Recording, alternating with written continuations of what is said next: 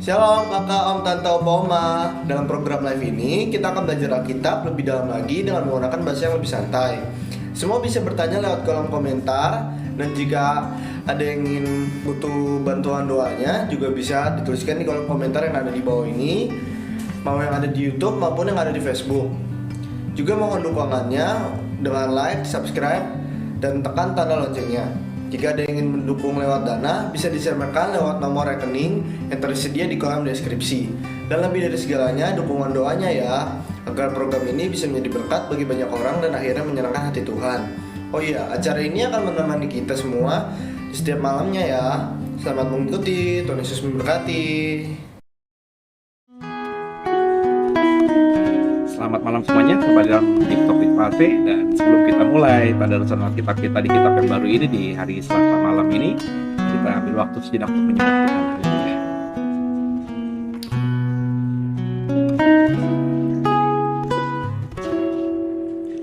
Bapa surgawi, ajarku mengenal betapa dalamnya kasih-Mu.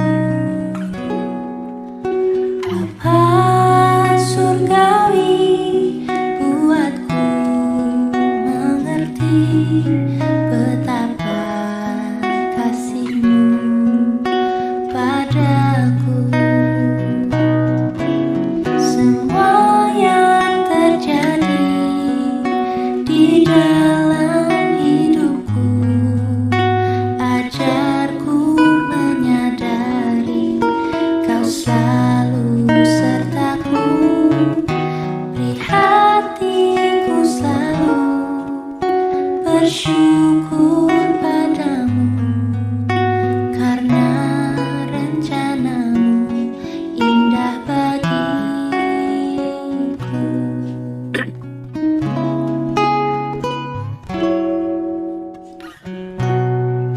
Surgawi, ajarku mengenal betapa dalamnya kasih. Bapa surgawi, buatku mengerti betapa kasih-Mu padaku.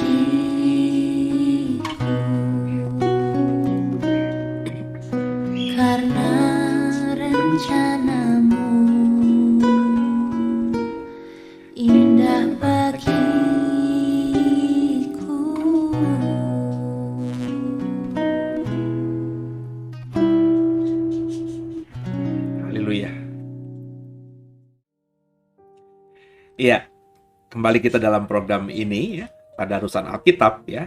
Tema besarnya Deep Talk with Pase ya, bicara agak dalam gitu ya. Dan kita sudah 11 kitab ya. Dalam Tadarusan Alkitab ini kita sudah membaca 11 kitab dari pasal pertama sama pasal terakhirnya ya. Dan kita di hari ini, Selasa malam ini, kita akan masuk di kitab yang ke-12 ya, yakni kitab Yakobus. Yakobus di sini bukan Yakobus Rasul ya, sebab saya mengikuti tafsiran-tafsiran para teolog yang mengatakan bahwa surat Yakobus ini adalah surat yang ditulis oleh Yakobus, saudara dari Tuhan Yesus dan saudara dari Yudas ya, Rasul Yudas, atau yang kitabnya sudah kita baca, kita bahas di Tadarusan hari Senin malam. Jadi ada beberapa saudara tiri Tuhan Yesus. Saudara tiri ini bisa berarti ya satu ibu tapi lain bapak ya. Kenapa lain bapak? Karena Yesus kan lahir bukan dari benih Yusuf ya, dari Roh Kudus ya. Kemudian setelah itu Alkitab katakan Yusuf dan Maria ya seperti suami istri lainnya dan akhirnya punya anak-anak lain. Ya berarti Yakobus dan Yudas ini adalah adik-adik tiri dari Tuhan Yesus ya. Satu ibu tapi lain bapak. Meskipun Yesus ketika bayi juga Maria sudah dengan Yusuf ya. Jadi ya secara sosial ya mereka saudara kandung, tapi kalau kita secara iman ya Yesus bukan saudara kandungnya ya Yakobus dan Yudas dan saudara-saudara yang lain, karena Yesus ada dalam rahimnya Maria karena Roh Kudus, bukan karena sperma laki-laki, dalam hal ini Yusuf. Itu tafsiran pertama. Tafsiran kedua, dia mengatakan bahwa Yusuf ini ketika menikahi Maria, dia sudah menduda. Usianya sudah cukup tua juga, begitu. Ya. Jadi ada yang mengatakan, ya meskipun tidak terlalu besar ya yang mengikuti paham ini, tapi ada yang mengatakan bahwa Yusuf sebelumnya sudah pernah menikah dan sudah punya anak-anak. Salah satunya ya Yakobus dan Yudas. Tentu ada yang lainnya juga. Nah, kalau ini yang benar, kalau ini tafsiran yang benar, maka Yesus adalah saudara tiri juga, ya. Tetap satu secara sosial ya, satu bapak gitu ya, karena tadi saya bilang secara sosial Yesus itu anak Yusuf dan anak Maria, ya. Orang taunya Maria mengandung karena Yusuf gitu ya. Tapi kan dengan iman kan kita mengatakan dia bukan anak Yusuf karena tidak ada benih Yusuf yang ada dalam diri Maria ya. Maria mengandung karena Roh Kudus. Nah, kalau ini tafsiran yang benar, maka secara genetika tidak ada hubungan antara Yesus dengan Yakobus dan Yudas ya. Tapi secara sosial mereka adalah saudara tiri satu bapak oleh dunia sosial ya, satu bapak tapi lain ibu. Yakobus dan Yudas serta yang lainnya itu punya bapak Yusuf yang menikahi perempuan yang kemungkinan mungkin sudah matikah atau bercerai, kita tidak tahu ya. Dan kemudian Yusuf menikahi Maria dan punya anak Yesus gitu ya. Nah, mana tafsiran yang benar ya? Bagi saya sih nggak penting banget gitu ya. Dibahas di sini ya, atau didalami atau diperdebatkan gitu, karena tetap baik tafsiran yang pertama dan kedua ya secara sosial mereka ini adalah saudara ya, dikenal sebagai satu saudara ya, saudara sekandung, saudara satu rumah begitu. Dan sudah saya jelaskan di hari Senin kemarin bahwa Yudas dan Yakobus dan yang lainnya, saudara-saudara Tuhan Yesus yang lainnya, ketika Yesus hidup ya mereka tidak percaya bahwa Yesus adalah Tuhan ya. Tapi ketika akhirnya dari cerita ibunya, kalau mereka tidak ada di Golgota ya, Maria, ibu mereka kan ada di bawah kaki salib Yesus kan, menjadi saksi mata bagaimana Yesus itu disiksa sejak di rumahnya imam besar, rumahnya Pilatus sampai ke Golgota. Alkitab mengatakan Maria selalu ada di samping anaknya ini. Dan tentu Maria cerita kepada anak-anak yang lain kan. Jadi kalaupun mereka tidak ada di Golgota itu, mereka tahu pasti karena ibunya nggak mungkin berbohong bahwa kakak mereka atau adik mereka, saudara mereka yang namanya Yesus ini sudah mati. Ya. Tapi ketika akhirnya mereka juga tahu dari Maria, awalnya mungkin Yesus bangkit dan banyak sejarah gereja mengatakan mereka dijumpai pribadi oleh Yesus, sehingga makanya Yudas dan Yakobus, dua dari saudara-saudara Tuhan yang lainnya itu menjadi pemimpin gereja yang berpengaruh lah dalam gereja mula-mula. Jadi kalau kita membaca ini, ya kita memahami ini, akhirnya kita mengerti bahwa wibawa mereka ya tiba-tiba ya pasti luar biasa. Meskipun mereka sejak awal tidak percaya Yesus itu seseorang yang luar biasa, karena tadi ya mereka satu rumah gitu ya. Kan tidak dikatakan ketika Yesus hidup dan Yesus melayani 3,5 tahun itu saudara-saudaranya mengikuti dia, tidak ya, hanya 12 rasul dan orang-orang lain yang mengikuti Yesus. Saudara-saudaranya tidak ada yang mengikuti Yesus. Ini bisa diartikan ya mereka tidak terlalu percaya ya bahwa saudara mereka ini adalah nabi atau apalagi Mesias gitu ya. Tapi ketika akhirnya mereka dijumpai Yesus dengan tubuh kebangkitannya, mau nggak mau mereka percaya ya bahwa Yesus bukan ordinary man, bukan manusia biasa, tapi adalah Tuhan. Makanya dalam bahasa Rasul Yudas kemarin dia berkata, aku adalah hamba Yesus Kristus. Padahal Yesus Kristus adalah saudaranya dia gitu ya. Dia sudah memposisikan diri dengan benar, dengan tepat, dengan rendah hati, bahwa ya secara sosial masyarakat melihat dia adalah saudaraku, tapi aku bukan siapa-siapa karena dia adalah Tuhanku juga. Ya. Jadi ketika mereka bertobat ya karena dikenal sebagai saudara begitu ya. Tentu kalau mereka benar-benar sama-sama punya ibu yang sama, yakni Maria, pasti ada kemiripan-kemiripan ya, kemiripan wajah, gestur, bahasa ya, vokal dan lain sebagainya, sehingga ketika akhirnya mereka bertobat dan mereka menjadi percaya, wibawa rohani mereka ya menjadi lebih unggul dibandingkan murid-murid yang lainnya. Karena tadi ya faktor mereka adalah saudara dari Tuhan Yesus. Ya mau nggak mau ini kan privilege ya, kelebihan mereka dibanding yang lainnya. Langsung saudaranya Tuhan mereka gitu ya, ada respect dan memang akhirnya kelebihan atau privilege ini dipakai oleh Yakobus dan Yudas dengan bijaksana ya. Mereka mengambil peran penting dalam gereja dan bijaksana mereka dalam menjadi orang-orang kudus di gereja mula-mula itu. Nah, kita akan masuk dalam surat Yakobus per malam hari ini di Selasa malam ini. Sebelum kita mulai, biasa kita doa terlebih dahulu. Bapa kami mengucap syukur, malam hari ini kami siap masuk dalam surat atau kitab yang ke-12 dalam tadarusan Alkitab kita, yakni surat Yakobus. Bimbing kami, tolong kami, sehingga surat Yakobus ini menjadi terang ketika kami baca. Dalam nama Yesus. Amin. Siapkan Alkitab kita, saudara. Tuhan, ini tugas kami, beri keberanian bagi kami. Ya, ada bantuan di depan. Yakobus ya, surat Yakobus pasal pertama. Kita akan coba membacanya bersama-sama dan coba menggali ya, atau membagi, mengerti ya apa yang kita bisa temukan dalam ayat-ayat di pasal pertama ini.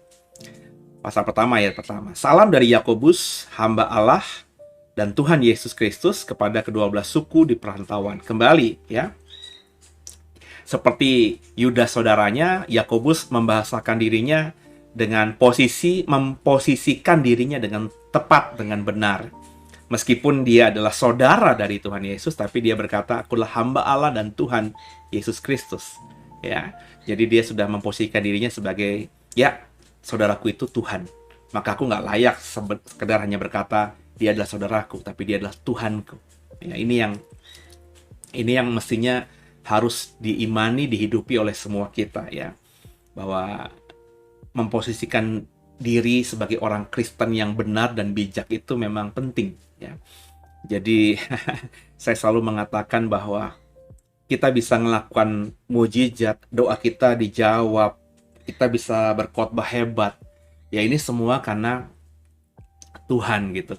Jadi siapa kita sehingga kita bisa mencuri kemuliaan Tuhan? Siapa kita sehingga kita bisa memposisikan diri begitu bangganya dengan apa yang sudah kita lakukan dalam pelayanan? Ya, karena kita adalah hamba Tuhan. Kita bisa begini karena Dia gitu. Ya, jadi sama saudara, kalau saudara saya adalah hamba Tuhan, saudara bekerja sekuler pun kan saudara sedang melayani Tuhan di situ.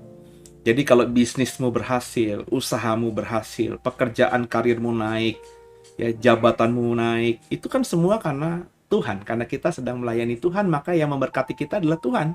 Lewat perusahaan, lewat atasan, lewat tempat yang kita kerjakan. Kan begitu saudara ya. Jadi kalau begini kan kita akhirnya bisa memposisikan diri dengan tepat, dengan benar. Itu yang saya masih lihat. Banyak orang belum bisa memposisikan dirinya dengan tepat dan benar di hadapan Tuhan. Ya, jadi saya mengajak kita semua rendah hati, saya mengajak semua untuk introspeksi diri, ya, sehingga kita benar-benar tepat gitu dalam memposisikan diri sepanjang hidup di dunia ini. Gitu ya saudara ya. Lanjut, ayat yang kedua, perikopnya salam iman dan hikmat. Oh ya, surat ini ditujukan kepada 12 suku di perantauan. Jadi besar kemungkinan surat Yakobus ini ya ditulis ketika Israel atau Yerusalem sudah dihancurkan ya. Israel dihancurkan, Yerusalem dihancurkan oleh Roma kan sekitar tahun 70-an ya. Berarti kemungkinan besar surat ini ditulis di atas itu. Jadi orang-orang sudah diaspora ya, sudah keluar dari Israel, keluar dari Yerusalem ya. Sudah ke ujung-ujung dunia ya. Dan Yakobus menuliskan surat ini kepada orang-orang Kristen yang sudah ada di mana-mana gitu ya, di luar dari tanah Palestina.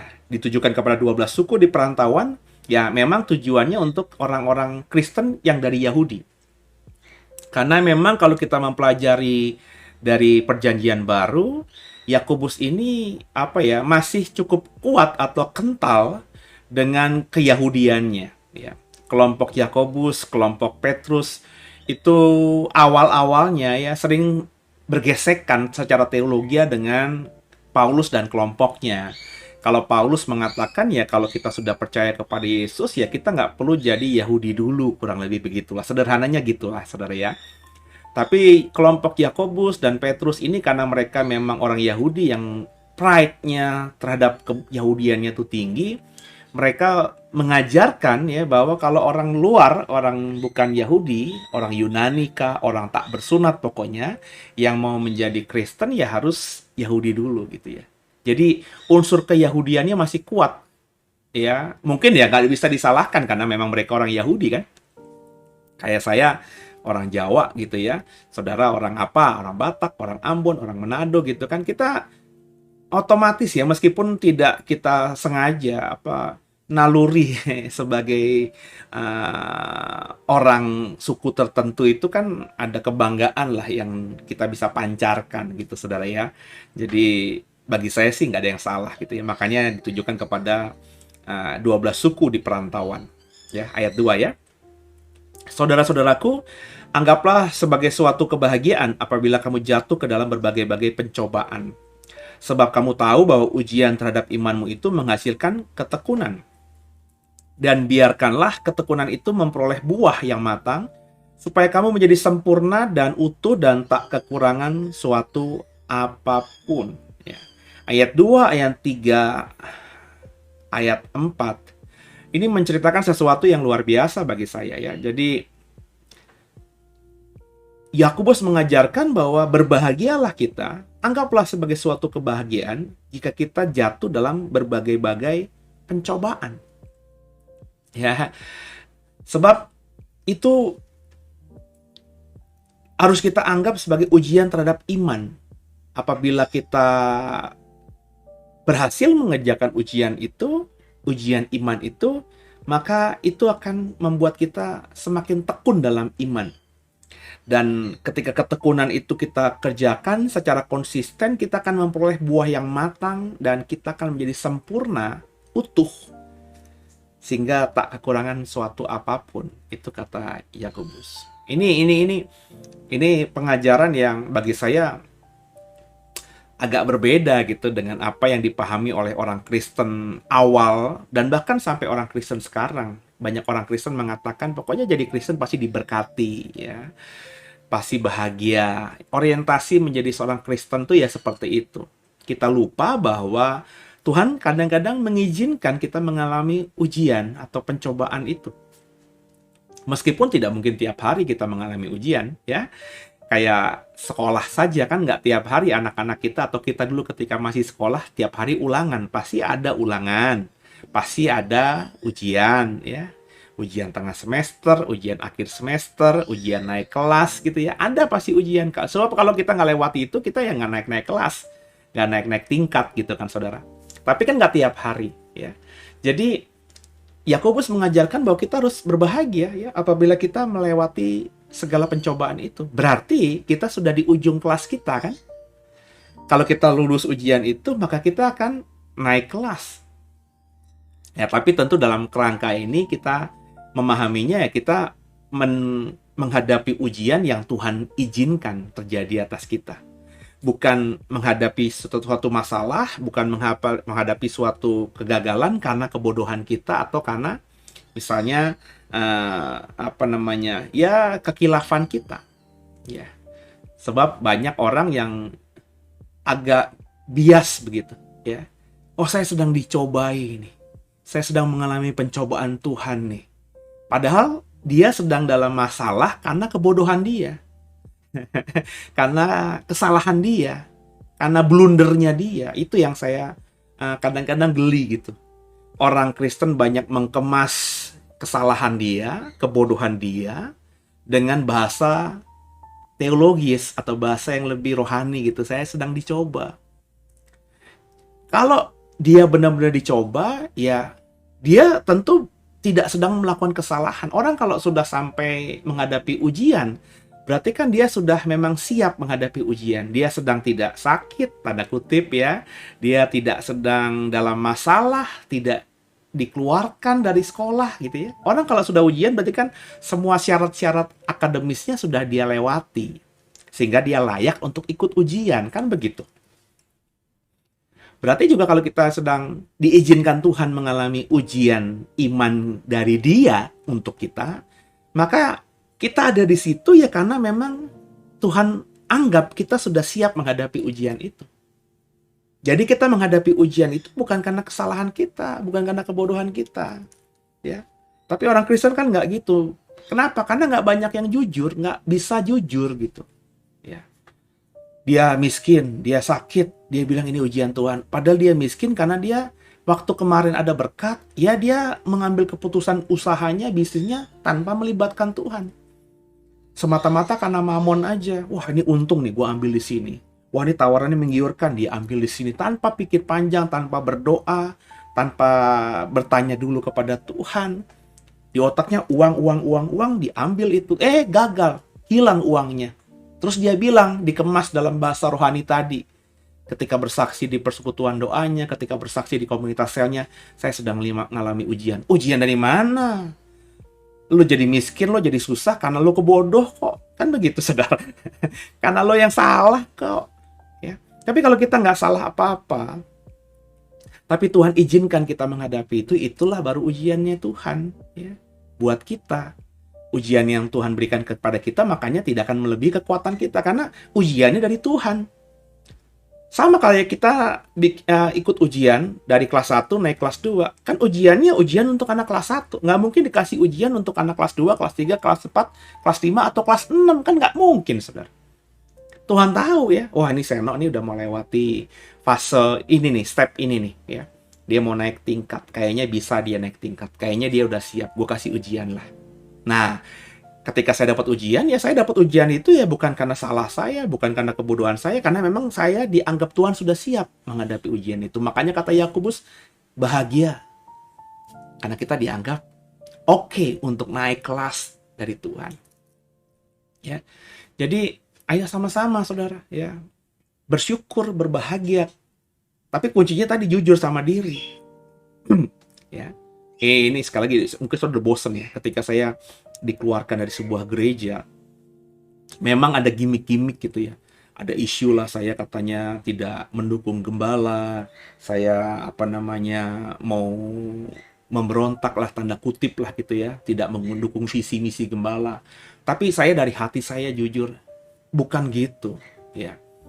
Saya cuma mau mengatakan yang benar supaya gereja yang saya saat itu mengabdi di dalamnya, mengabdi kepada Tuhan dan gereja itu ya, itu jemaatnya menjadi jemaat yang memahami ya tentang doktrin yang diajarkan gereja, supaya mereka benar-benar memahami doktrin itu dengan balance, dengan bijak. Nggak ada niat apa-apa.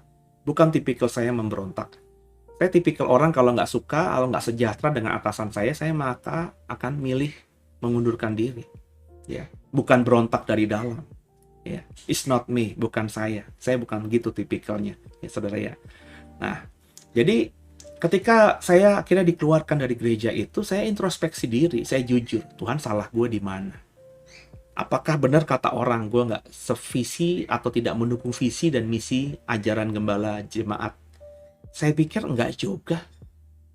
Soal hal yang diisukan, soal minyak urapan dan perjamuan kudus, saya termasuk orang yang radikal tentang hal itu. Sampai sekarang, sudah 7 tahun saya keluar dari gereja itu, saya masih mengimani perjamuan kudus sama dengan iman saya ketika dari gereja itu. Saya masih mengimani minyak urapan, ya sama dengan apa yang ketika saya masih di sana. Ya, tentu dengan kedewasaan yang sudah saya dapatkan selama 7 tahun mengembalakan. Ya, tapi esensi atau kerigma iman saya nggak berubah. Berarti kan saya tidak berontak dong. Ya. Tapi kenapa saya dikeluarkan Tuhan? Ya. Saya merasa saya tidak berbuat salah di sini. Saya coba bergumul, apakah ada salah saya? Apakah ada omongan saya yang satu sisi masih di gereja itu, tapi saya ngomongin gembala? Saya malah dalam hati, loh, banyak orang lain justru yang sharing sama saya, ngomongin kelemahan gereja itu, tapi tetap ada di gereja itu. Saya nggak pernah loh Tuhan. Makanya zaman itu saudara saya paling nggak suka kumpul-kumpul itu, ya ngobrol-ngobrol sama rekan-rekan pekerja di gereja lama itu, karena biasanya kalau ngobrolin itu ya ngobrolin kejelekannya sendiri. Bagi saya mah, wah nggak boleh gitu. Saya di situ, di dalam situ ya, maka selama saya di situ ya saya harus memberkati, ngucapin kata-kata yang berkat untuk gereja itu, karena saya masih di dalam organisasi itu. Haram bagi saya masih di dalam tapi ngomongin yang jelek tentang gereja itu. Kecuali kalau saya sedang memberikan saran kepada orang-orang yang punya kepentingan, para petinggi gereja. Oke, tapi kalau sekedar kongko-kongko sambil ngopi, tapi ngomongin kejelekan, tapi saya masih dapat berkat hidup dari situ, itu bagi saya munafik, saudara. Saya merasa tidak punya salah, maka saya akhirnya berkesimpulan, oh ini ujian yang Tuhan berikan buat saya. Ya. Maka saya mau setia aja, saya mau kerjain aja ujiannya. Apa ya nih yang harus gue kerjain? Ya, saya pelan-pelan ya sama istri tentunya ya ngerjain aja ya. Harus ngerjain nomor 1 ya saya kerjain nomor 1, kemudian nomor 2 ya kerjain nomor 2, ada nomor 3 saya kerjain nomor 3 sampai akhirnya saya merasa saya lulus ujian itu. Buktinya saya sekarang ini ada di hadapan saudara, di layar handphone saudara, di layar laptop saudara, berarti kan saya lulus ujian. Kalau saya tidak lulus ujian, ya mungkin saya tidak akan dikenal oleh saudara gitu. Nasib saya hilang begitu saja, seperti banyak rekan-rekan saya yang keluar dari gereja itu, ya sama saya mungkin dikeluarkan dan hilang begitu aja, ya. Tidak lagi dalam dunia pelayanan, ya. Kalau itu bagi saya tidak menghakimi ya, karena saya masih dalam dunia pelayanan, berarti maka bagi saya masih firm di sini, saya masih setia kepada Tuhan saya masih melayani Tuhan saya, dan saya pasti dianggap lulus ujian dari fase itu. Apakah kemudian hari besok saya ketika dapat ujian lagi mau naik tingkat, otomatis bisa lulus juga? Nah itu lain lagi saudara. Jadi saya harus bertekun lagi nih. Ya, sama-sama saudara ya. Jadi jangan cukup puas sudah lolos ujian yang pertama. Ya, karena pasti ada ujian lagi. Maka berbahagialah kalau kita sudah introspeksi diri, kita tidak punya salah, kita tidak melakukan kesalahan apapun, tapi kita menghadapi ujian, pencobaan, ya. Ketika kita menghadapi itu, berbahagialah. Itu kata Yakobus. Lanjut, ayat 5. Ya. Tetapi apabila di antara kamu ada yang kekurangan hikmat, hendaklah ia memintakannya kepada Allah, yang memberikan kepada semua orang dengan murah hati dan tidak membangkit-bangkit, maka hal itu akan diberikan kepadanya. Hikmat, ya, itu yang saya berkali-kali bilang dalam khotbah hari Minggu, dalam sharing di Deep Talk with Pase. Hikmat itu bagi saya ya, minta hikmat, kebijaksanaan, roh yang membedakan. Roh itu satu paket, saudara.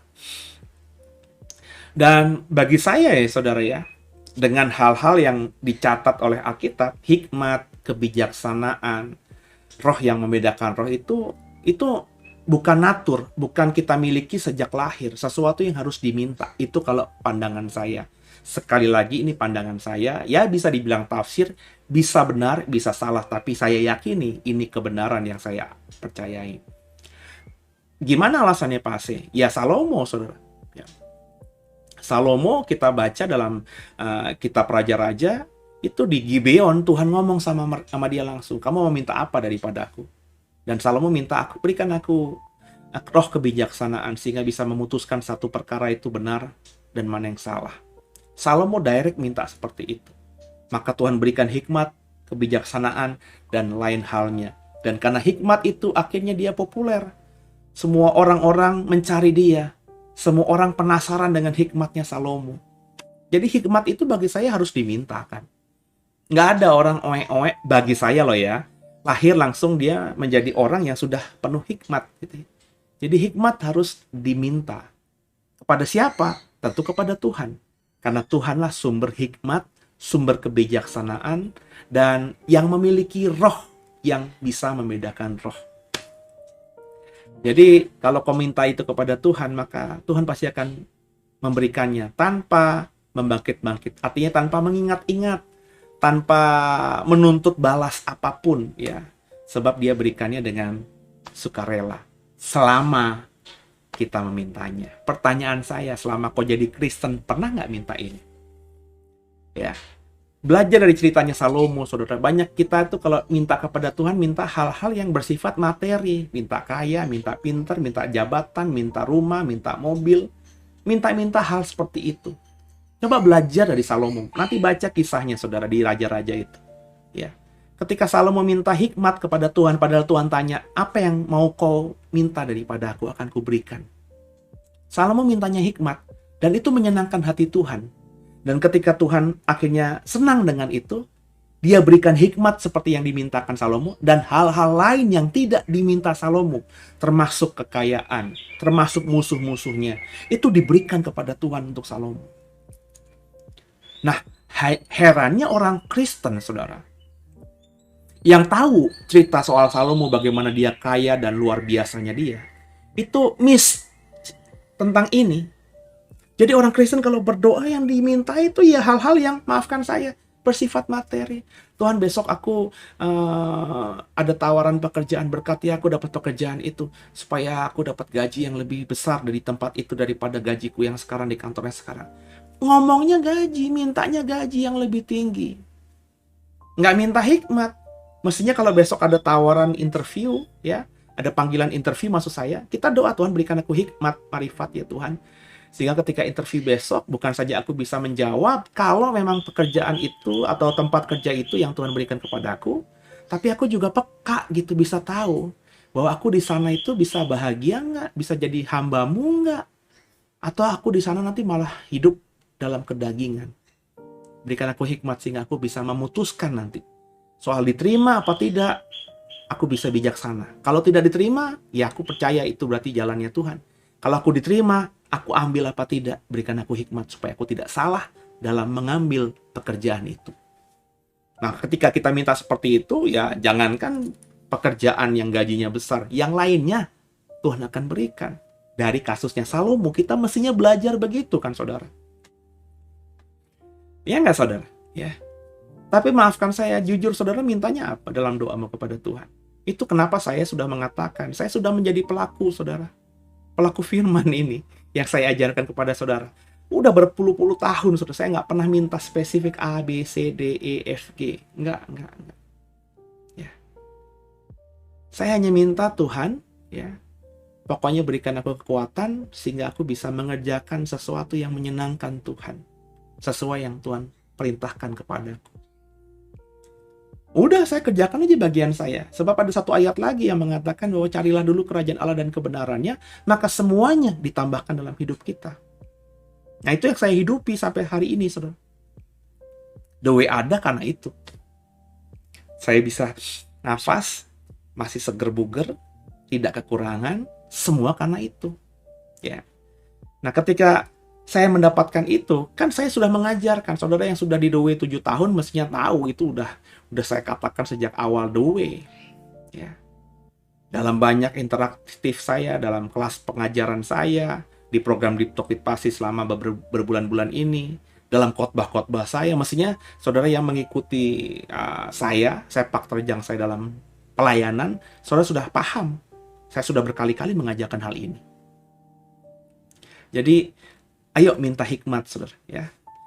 Dan hikmat itu yang terutama kalau bagi saya. Dengan hikmat kita tahu nih orang nih mau ngadalin kita, mau ngerjain kita. Dengan hikmat kita tahu nih, oh ini berkat yang dari Tuhan. Kita akan peka, saudara. Punya intuisi yang tajam, dan intuisinya datangnya dari Tuhan yang ditaruhnya di hati nurani kita ini. Pasti, saudara, ya, pasti, ya. Haleluya, ya. Lanjut ya, ayat yang ke-6. Hendaklah ia memintanya dalam iman dan sama sekali jangan bimbang, sebab orang yang bimbang sama dengan gelombang laut yang diombang-ambingkan kian kemari oleh angin. Orang yang demikian janganlah mengira bahwa ia menerima sesuatu dari Tuhan, sebab orang yang mendua hati tidak akan tenang dalam hidupnya. Nah, perhatikan, ada wise, kebijaksanaan yang dibagikan di sini. Kalau kita minta dengan iman. Jangan goyah. Ketika kita minta hikmat, kita harus dengan iman. Bukan dengan goyah dalam artian, aduh Tuhan kasih nggak ya? Jangan-jangan Tuhan nggak kasih nih. Kayak permintaanku lebay. Jangan gitu, minta dengan iman. Sebab kalau kita tidak beriman, kita bimbang, kita kata Alkitab tadi, kata Yakobus tadi, kata Yakob ini, Yakobus itu Yakob sama kurang lebih saudara, itu diombang-ambingkan kian kemari, ya, oleh angin. Ya, menariknya Yakobus ini di bahasa Inggris James gitu ya.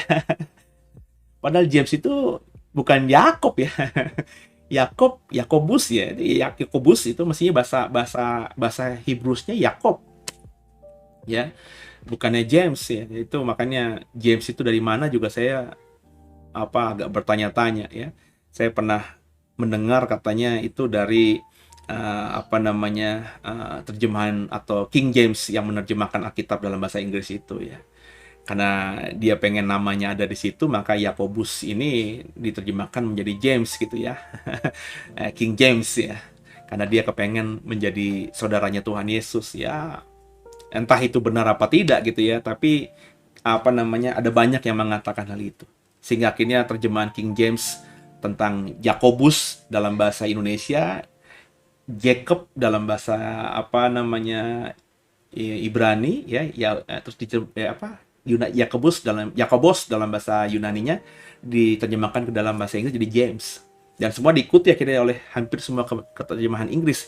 James. Padahal James itu ya sama Yakob ya jelas jauh sekali sebenarnya. Jelas kalau Yesus dalam bahasa Yunani menjadi Jesus agak mirip ya, spellingnya mirip ya. Tapi kalau Yakobus ya, Jacob menjadi James itu jauh banget sebenarnya. Tapi ya sudahlah, nggak penting juga. Tapi yang saya katakan bahwa Yakobus ini mengajarkan hikmat yang luar biasa ya. Jadi jangan kalau kita minta itu dengan tidak tanpa iman. Sebab kalau enggak kita akan diombang-ambingkan ya. Dan orang yang bimbang, yang diombang-ambingkan, yang ragu, dapat enggak ya, bisa enggak ya, ini enggak akan dapat apa-apa dari Tuhan ya. Sebab Tuhan enggak suka orang yang mendua hati. Jadi harus firm, harus mantap, harus yakin ya. Kalau kau minta hikmat, yakin kau dapat hikmat itu. Ya. Percaya kau dapat hikmat itu. Maka dengan hikmat itu akan menjadi bekal kita menjadi orang yang diberkati nantinya. Menjadi orang yang kaya, bukan cuma kaya materi tapi kaya segala-galanya. Sehingga dengan kekayaanmu itu bukan cuma materi tapi segala-galanya. Saya tekankan ini. Dengan kekayaanmu itu kau bisa membagi banyak orang yang masih miskin. Kan begitu, saudara. Ya. Jadi dalam sekali nih ya surat Yakobus ini. Kita lanjutkan. Perikop berikutnya keadaan rendah dan keadaan kaya. Kita baca ya. Baiklah saudara yang berada dalam keadaan yang rendah bermegah karena kedudukannya yang tinggi. Dan orang yang kaya karena kedudukannya yang rendah sebab ia akan lenyap seperti bunga rumput ya. Jadi ini termotivasi, terinspirasi mungkin dari pengajaran Tuhan Yesus, berbahagialah orang yang miskin di hadapan Tuhan. Ya. Jadi maksudnya miskin yang diajarkan Tuhan Yesus bukan miskin materi. Jadi kita nggak boleh kaya secara materi, bukan itu. Tapi memposisikan diri itu kita ya memang tidak punya apa-apa di hadapan Tuhan. Semuanya punya Tuhan gitu ya.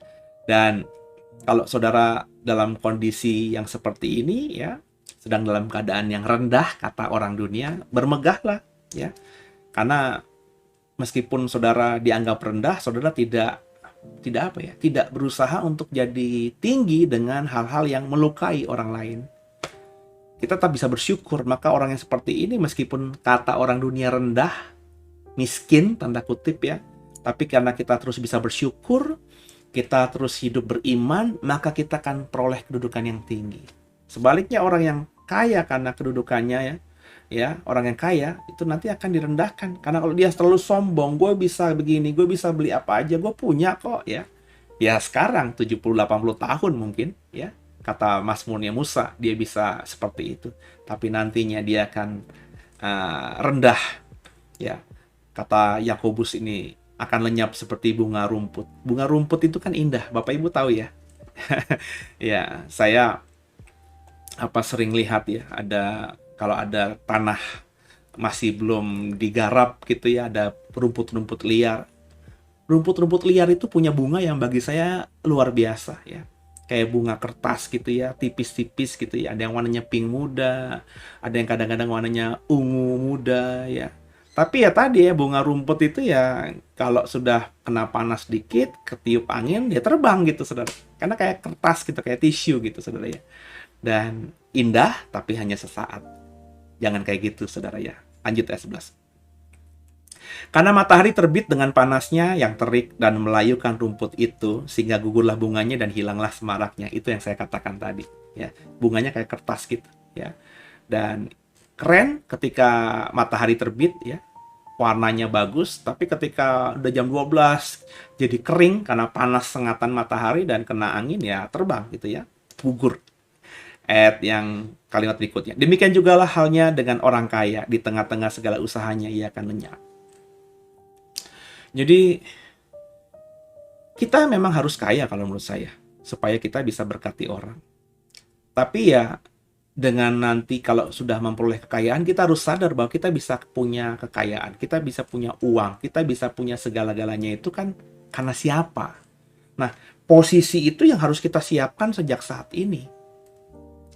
Jadi, kalau saudara sekarang ini saja sudah sombong, belum punya udah sombong, omongannya udah gede, ya, mulutnya nggak bisa dipercaya, ya, berubah-ubah kata-katanya, kalimat-kalimatnya.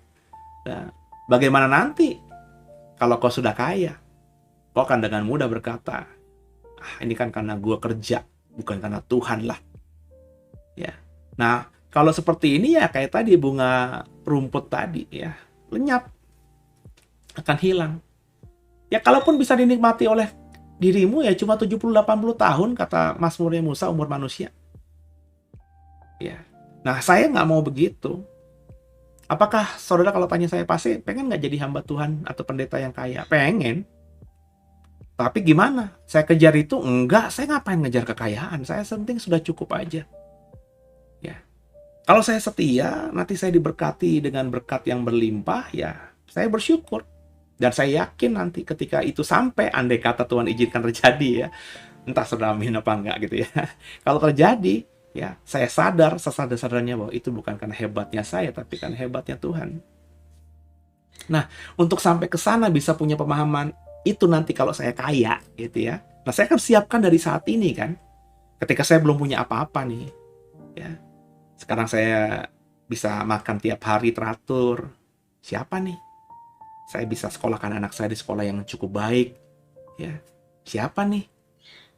Saya ya punya rumah meskipun tidak besar, mobil meskipun tidak besar, tidak yang mahal, tapi punya gitu. Ya, sehingga mau kemana-mana bisa, kehujanan nggak, kalau hujan nggak kehujanan, kalau panas nggak kepanasan. Ini semua karena siapa gitu. Ya, jadi kalau sudah disiapkan dari sekarang, ya nanti ketika kita diberkati, ya kita tidak akan sombong. Dan kekayaan kita tidak akan menghisap kita menjadi orang-orang yang tinggi hati. Gitu saudara ya. Dimulai dari sekarang. Kalau memang maunya jadi orang yang kaya. Ya. Karena ada orang yang nggak mau kaya, saudara. Nggak, saya mau kere aja. Ada. Ya, saya nggak tahu motivasinya apa. Tapi kalau saya ditanya saudara, mau nggak Pak Seno punya uang banyak? Ya maulah. Karena dengan uang banyak saya bisa berkati apa, ya saya mau kerjakan pelayanan apa. Di otak saya banyak sekali, saudara. Ya belum lama saya ketemu sama 1-2 orang yang memotivasi saya untuk coba membangun pelayanan digital ministry-nya. Nanti jalan, saya mau bikin pelayanan sosialnya. Ya ada yang Tuhan taruhkan di hati saya. Ya. Kayak rumah singgah atau rumah ya panti asuhan kecil lah gitu ya. Mau ambil anak-anak yang nggak punya uang untuk sekolah, orang tuanya dari kampung nggak bisa biayai ya. Saya pengen bawa ya. Ini tapi bukan anak Jakarta ya, tapi anak-anak mungkin dari NTT, dari Papua gitu ya, dari pulau-pulau yang terpelosok dan masih miskin gitu ya. Saya mau bawa ke sini gitu ya. Ini sedang dalam pergumulan, paling nggak saya sudah bicara sama Tuhan gitu ya. Ya, udah ngobrolin Tuhan, pengen begini Tuhan, ini jalan lo bukan Tuhan, udah saya gumulin ya, tinggal nanti lihat aja nih ya, sebab kalau dari Tuhan akan buka jalan, God will make a way ya. Sekarang nih belum kelihatan ya, kalau ngomong juga materinya belum ada, tapi saya belajar dalam hidup saya gitu loh, kalau memang dari Tuhan tuh tiba-tiba ada aja ya, Tuhan tuh bisa kasih jalan yang aneh-aneh gitu ya, dan kalau mimpi atau hati saya ini Tuhan yang taruhkan ya, maka pasti nanti ada ya.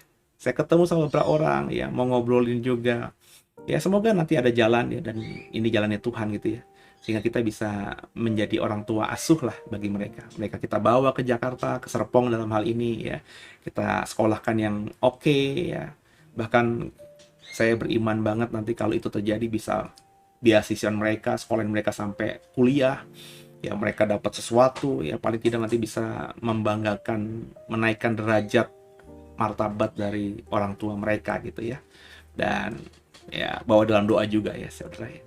Siapa tahu kalau saudara punya mimpi yang sama, bisa hubungi ya, kita bisa berkolaborasi, karena dengan otak yang banyak, dengan SDM yang banyak, mungkin lebih cepat realisasinya. Kalau dari Tuhan pasti seperti itu gitu ya. Oke, kita baca ayat yang berikutnya, ayat 12. Pengujian dan pencobaan. Berbahagialah orang yang bertahan dalam pencobaan, sebab apabila ia tahan uji, ia akan menerima mahkota kehidupan yang dijanjikan Allah kepada barang siapa yang mengasihi dia. Tuh, perhatikan baik-baik ya. Kalau kita bertahan dalam pencobaan, dalam ujian kita ya, maka kita nanti kalau bertahan dan berhasil melewatinya, kita akan dapat mahkota kehidupan. Ya, mahkota kehidupan. Dan Bapak Ibu, ya ini tafsir lagi ya. Perbedaan derajat, kalau kita memang memahami di surga ada derajat atau pangkat atau hierarki gitu ya, itu mahkota ya. Semakin banyak kita mahkota, semakin banyak mahkota yang kita dapatkan dan ditaruh Tuhan di kepala kita, posisi kita di surga semakin dekat dengan tahtanya Tuhan. Bapak Ibu ingat di dalam tadarusan kitab Wahyu, saya mengatakan bahwa surga atau Yerusalem baru bentuknya seperti gunung. Dan saya mengimani Tuhan itu pasti bertahta di atas puncak gunung. Karena Alkitab katakan di sana nggak perlu ada matahari, bulan, dan bintang. Tuhan yang menjadi cahayanya. Nah, kalau bentuknya gunung, kalau Tuhan ada di kaki bukit sebelah barat sini, misalnya ya. Nah, coba saya nggak lihat muka saya. Nah, saya pakai, nah gini ya, ini gunung nih ya. Kalau Tuhan misalnya rumahnya ada di kaki bukit sebelah sini, bagaimana dia bisa menerangi orang-orang yang tinggal di kaki bukit sebelah kanan sini? Kan begitu logikanya ya saudara ya. Maka supaya semua kaki bukit yang bentuknya 4 persegi panjang ya, panjang dan lebar dan tingginya sama ini semuanya bisa dapat terang yang sama ya, tentu dia harus bertahta dari puncak sini kan, ya kan? Kalau Yerusalem baru bentuknya kayak piramid, kayak gunung, maka Bapak, Ibu, dan saya bisa tinggal di kaki bukit sebelah sini, bisa di lembah ngarai sebelah sini, atau semakin dekat, semakin dekat dengan puncak gunung. Nah, gimana cara ngebedainnya? Apakah cap cip cup kembang kuncup? Wah, Seno dapat undian, taruh di kaki bukit yang paling bawah. Cap cip cup kembang kuncup. Wah, Matius dapat di di bawah rumahnya Tuhan, dekat rumahnya Tuhan. Kan nggak gitu. Kalau gitu kan bukan maha adil. Masa rumah kita di surga itu cap cip cup kembang kuncup gitu ya. Maka harus apa dong ya? Dengan apa yang kita kerjakan di bumi ini. Kalau bagi saya, ini penafsiran saya ya, semakin banyak mahkota, salah satunya adalah mahkota kehidupan. Ada banyak mahkota, nanti kita akan ketemu pembahasan banyak mahkota ketika kita sampai dalam kitab-kitab tertentu ya. Ada mahkota apa saja. Nah, semakin banyak mahkota kita, ya, semakin dekatlah kita dengan tahta Tuhan. Ya, itu yang saya pahami dengan kepangkatan misalnya di dalam ketentaraan gitu ya. Kalau saudara meskipun sudah punya bintang tapi cuma satu, saudara susah untuk akses langsung ke presiden. Karena bintang satu di Republik ini banyak banget, saudara. Bukan cuma satu, bukan cuma 10. Bahkan mungkin ratusan, bukan cuma ratusan, saudara. Ya. Tapi kalau saudara bintang 4, ya, bintang 4 itu kan kalau di Republik ini kan cuma Panglima Tentara Nasional Indonesia, kemudian juga Kepala Staf, ya. Ada Kepala Staf Angkatan Darat, Angkatan Laut, Angkatan Udara, ya.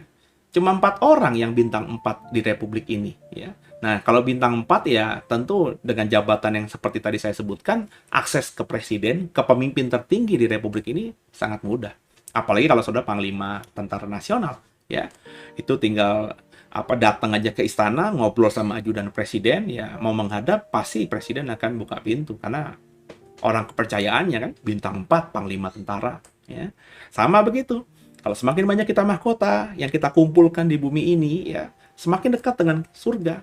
Bukan berarti orang-orang yang nanti ada di Yerusalem baru di lembah atau di kaki bukit ini nggak bisa lihat Tuhan ya, bukan itu maksudnya, bukan itu isunya. Tapi ya kalau kita logikakan ya mereka ya tentu kedekatannya, keintimannya kalah loh sama orang yang di sini gitu. Saya sering pakai bahasa yang agak bercanda gitu ya. Kalau misalnya di surga itu ada ibadah gitu ya, lonceng ting ting ting ting ting ting. Terus ibadahnya di puncak bukit karena Tuhan kan tahtanya di situ ya.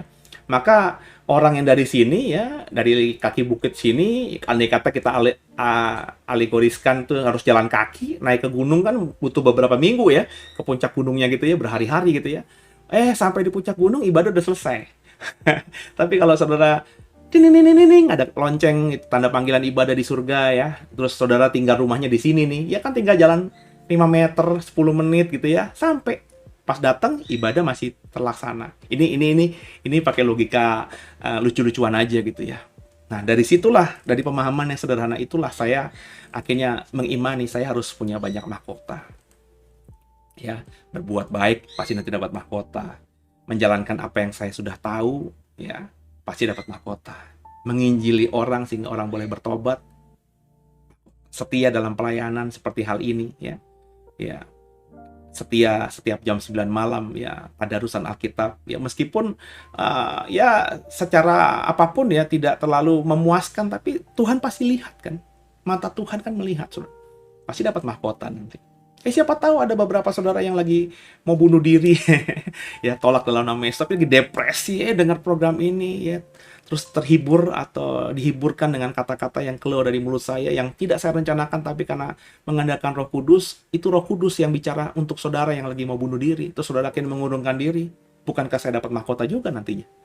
Kan gitu, saudara ya. Jadi semakin banyak mahkota, semakin dekat kita dengan Tuhan ya di surga nanti. Makanya kumpulkanlah banyak mahkota, saudara. Ya, lanjut ya. Bukan di dunia, mahkota ini nggak ada gunanya di dunia. Ya, tapi nanti dalam kehidupan kita di surga. Dan ingat, di Yerusalem baru di surga itu kekal, nggak ada batasan waktu. Ya, lanjut ya. Ayat 13. Apabila seorang dicobai, janganlah ia berkata, pencobaan ini datang dari Allah. Ya, perhatikan baik-baik. Ya, sebab Allah tidak dapat dicobai oleh yang jahat, dan ia sendiri tidak mencobai siapapun. Nah, perhatikan baik-baik. Ini bahasa dicobai dengan pencobaan itu hal yang berbeda ya.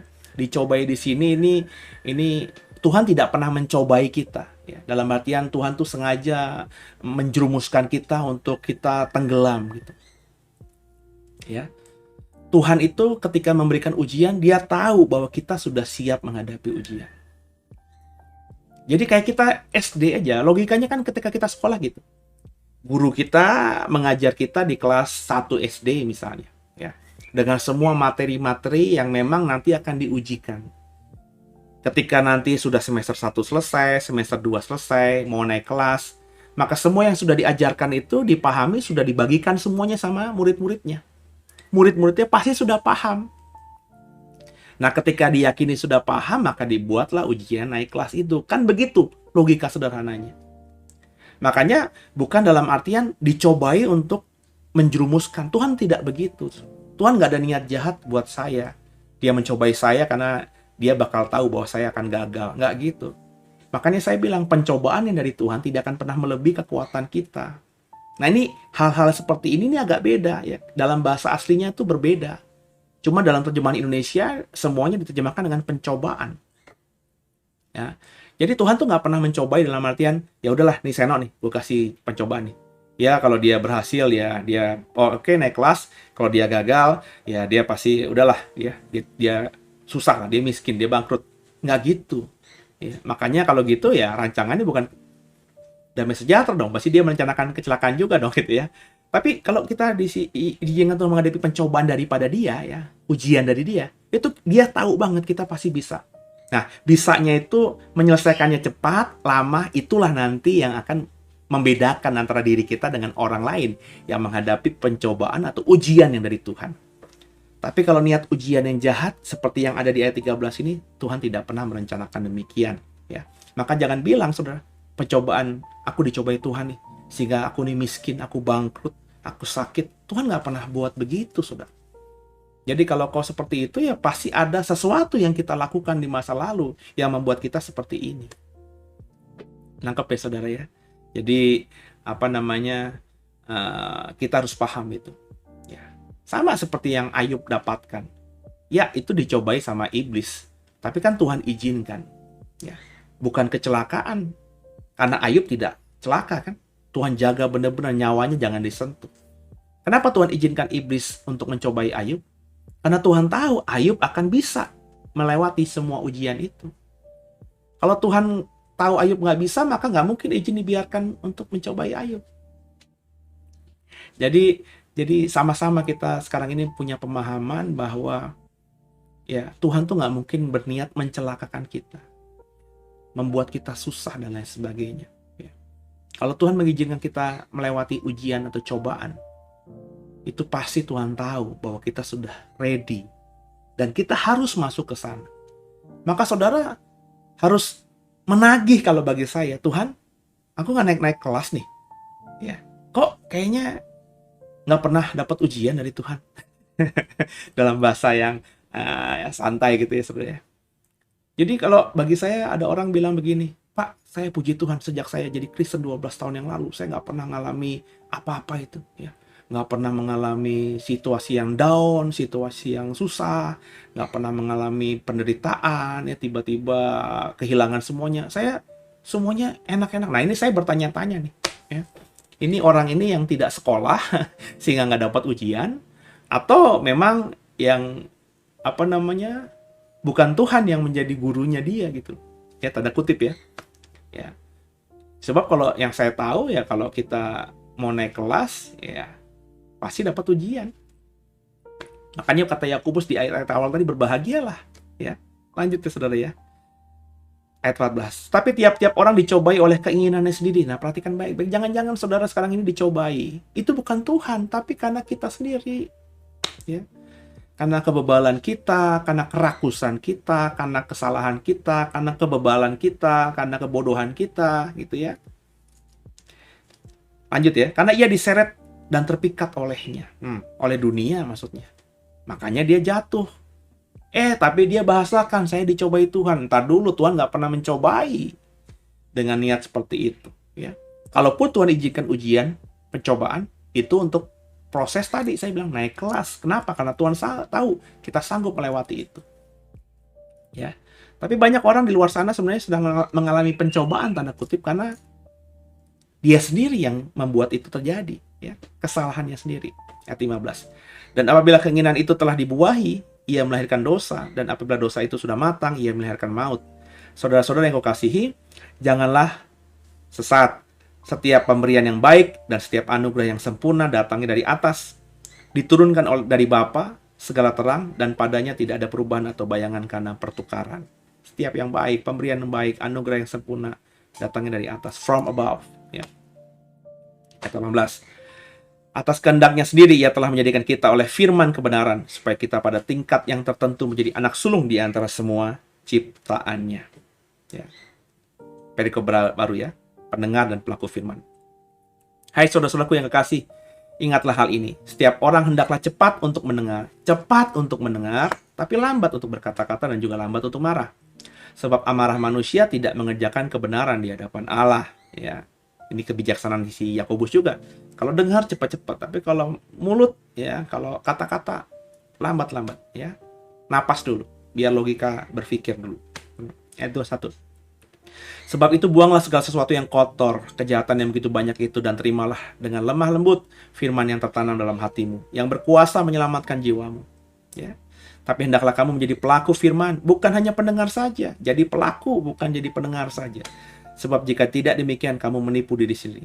Sebab jika seorang hanya mendengar firman saja dan tidak melakukannya, ia adalah seumpama seorang yang sedang mengamat-amati mukanya yang sebenarnya di depan cermin. Baru saja ia memandang dirinya, ia sudah pergi. Dan segera ia lupa bagaimana rupanya. Tapi barang siapa meneliti hukum yang sempurna, yaitu hukum yang memerdekakan orang, dan dia bertekun di dalamnya, jadi bukan hanya untuk mendengar, untuk melupakan, tapi sungguh-sungguh melakukannya, ia akan berbahagia oleh perbuatannya. Jikalau ada seorang yang menganggap dirinya beribadah, tapi tidak mengekang lidahnya, ia menipu dirinya sendiri, maka sia-sialah ibadahnya. Ibadah yang murni, yang tak bercacat di hadapan Allah Bapa kita, ialah mengunjungi yatim piatu, janda-janda dalam kesusahan mereka, dan menjaga supaya dirinya sendiri tidak dicemarkan oleh dunia. Itu ibadah yang murni dan tak bercacat celah, kata Yakobus. Jadi Yakobus kembali menekankan bahwa dengar firman saja tapi nggak melakukannya itu sama seperti orang lagi ngaca, ya. Baru aja ngaca, dia udah pergi lagi sehingga dia lupa tuh mukanya kayak gimana gitu ya. Jadi jadilah orang yang bukan cuma mendengar tapi jadi pelaku firman, ya. Dan kalau sudah jadi pelaku firman, maka beribadahlah yang benar, yang murni dan tak bercacat. Apa itu? Kalau kita baca ayat 27 tadi, ya, selain kita harus berbuat kasih, mengunjungi yatim piatu, janda-janda dalam kesusahan mereka, yang paling penting supaya dirinya sendiri tidak dicemarkan oleh dunia. Menjaga kekudusan dirinya, itu penting. Itulah ibadah yang sejati, ibadah yang murni dan tak bercacat di hadapan Allah. Bagaimana hidupmu? Apakah masih dikotori oleh atau dicemari oleh dunia? Masih melekat pada dunia, pada mamon, pada money, pada uang? Atau sudah pikiranmu memikirkan perkara-perkara di atas? Ya. Sekali lagi saya bilang, saya nggak anti uang. Saya pengen jadi orang kaya. Saya kepengen jadi pendeta yang kaya. Tapi bukan itu tujuannya. Di otak saya pengen kaya kenapa? Supaya saya bisa jadi berkat bagi banyak orang. Kalau saya punya uang banyak, saya akan berkati banyak orang kan? Bukan cuma kata-kata doang, bukan kata-kata penghiburan, bukan cuma mendoakan saja, tapi saya bisa memberikan yang lebih lagi daripada sekarang ini. Tapi bukan itu goalnya. Ya. Goalnya saya sekarang ini menyenangkan hati Tuhan sambil mempersiapkan diri saya. Ya. Dengan apa? Ya tadi, dengan apa yang saya punya sekarang, saya belajar, bersyukur pada Tuhan. Karena apa yang saya punya sekarang ini bukan karena saya, semua karena Tuhan. Ketika kita siapkan diri kita ini, ada waktunya Tuhan tahu nanti, oh saya sudah siap, terima berkat. Maka diberkatilah saya dengan melimpah. Dengan cara gimana? Nggak usah dipikirin caranya gimana. Sebab dia punya banyak cara. Ya. Dan ketika itu terjadi, saya sudah siap memang. Saya sadar bahwa saya menjadi kaya, bukan karena hebat saya, tapi karena Tuhan. Dan kalau demikian, kekayaan saya akan saya pakai dengan bijaksana sungguh, bukan untuk memuaskan daging. Karena kedagingan sudah saya matikan sejak saya awal, ketika bahkan saya belum punya apa-apa. Tapi saya mulai bagikan buat siapa lagi? Kata ayat 27. mulai mengunjungi yatim piatu, peduli sama mereka, sama janda-janda, bukan janda-janda muda ya. Nanti yang ditolong janda-janda muda lagi usia 25, 18 tahun. Nah, janda-janda ini dalam perspektif perjanjian baru sudah berkali-kali saya bilang usianya tuh minimum 60 tahun sudah. Baru bisa disebut janda. Dan janda karena ditinggal mati suaminya, bukan karena kawin cerai, ya. Jadi sama-sama kita belajar dan kita hidupi firman Tuhan. Dan Yakobus pasal 1 ini saya rasa memberkati semuanya. Karena saya pun diberkati, saya merasa saudara pun diberkati. Yakobus adalah hamba Tuhan, rasul Tuhan yang luar biasa dalam mengajar kebenaran. Saya sudah mengagumi dia ketika saya membaca Kisah Rasul pasal 15 ya. Bagaimana dengan kebijaksanaannya dia bisa memutuskan keputusan.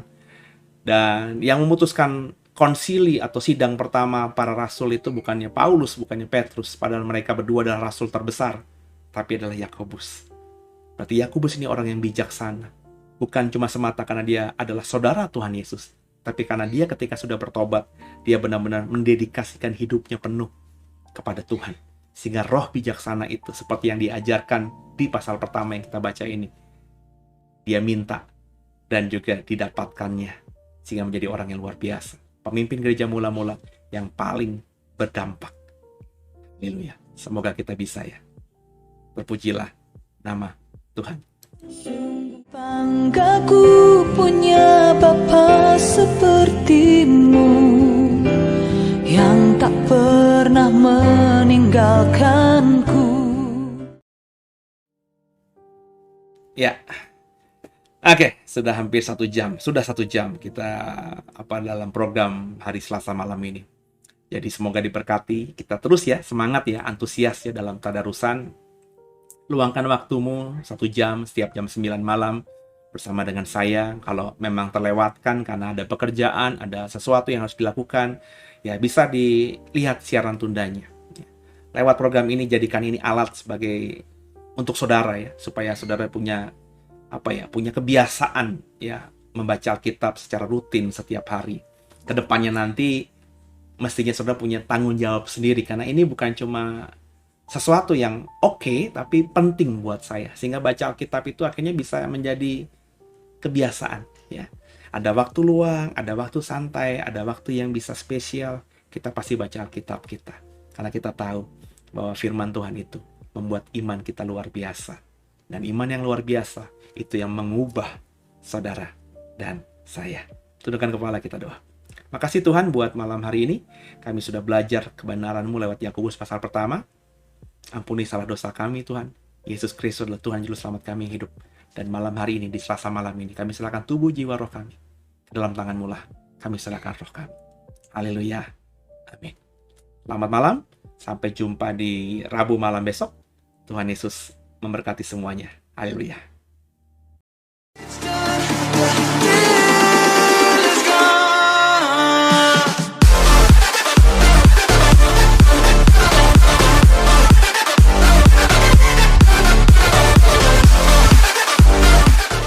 Bagi Bapak Ibu yang merasa diberkati dan ingin memberkati kami lebih lewat dana, dapat disalurkan melalui scan barcode berikut ini atau ditransfer melalui rekening yang ada di layar Bapak Ibu Saudara.